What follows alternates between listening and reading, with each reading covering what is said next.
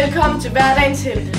I dagens afsnit vil du komme til at møde Kaptajn Europa og efterkommeren Super Europa. Og ikke mindst vores smukke vært, Miss Müller. God aften og velkommen, mine damer og herrer. I dag får vi besøg af selveste Kaptajn Europa, så giv ham en stor hånd. Jeg har hørt rygter om, at du er gået på pension. Hvordan kan det være? Du har været os alle sammen helt i så mange år nu. Jamen altså, det er jo bare blevet min tid. Det startede jo for mange år siden, tilbage i 1942.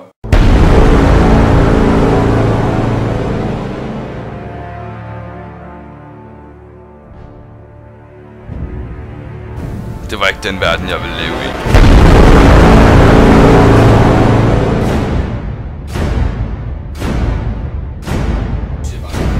Så jeg besluttede mig for at gøre noget ved det.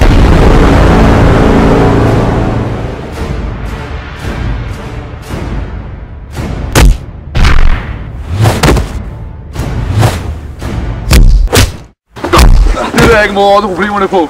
Vi starter noget, der hedder EU med fred mellem landene. Og hurtigt bredte EU sig over mange lande. Hvad har du så lavet siden da? Jeg har haft super duper travlt. Nu skal du høre. Hvad skal væk? Hvad skal væk? Hold kæft! Jeg gider ikke at have et sted og skrige sådan om ting, I ikke aner noget om. Gå hjem! Jeg gider ikke at se jer! Du skal ikke sige noget! Alle EU har ret til ytringsfrihed og sige, hvad de vil.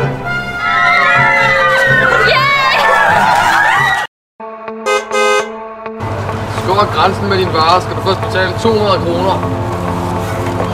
Så mange penge har jeg slet ikke. Ikke i Europa. Jeg er frihandel mellem alle landene.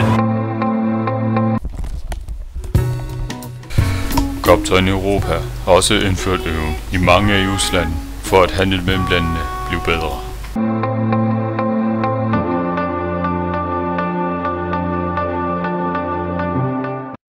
Vi har været så heldige at få lov til at møde efterkommerne af Kaptajn EU, så her kommer hun til godt imod min Super Europa.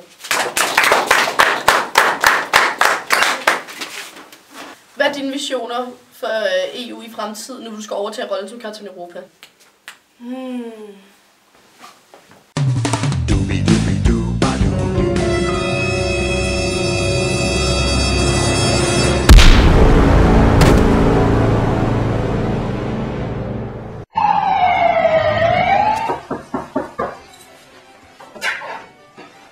Kom ind, far. Jeg kan hjælpe mig. Jeg har faldet på cyklen og har slået min arm. Kom og sæt på priksen, så kigger vi på det. Okay.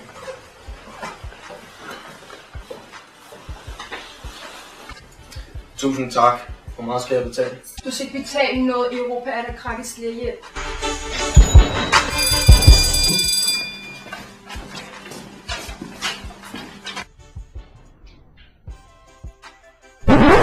I EU betaler vi ikke for uddannelse. Det er nemlig gratis.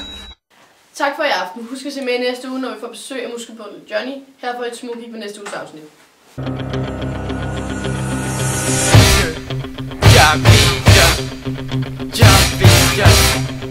Det er mig, der er Jumpy Tom, og jeg kan lide at hoppe.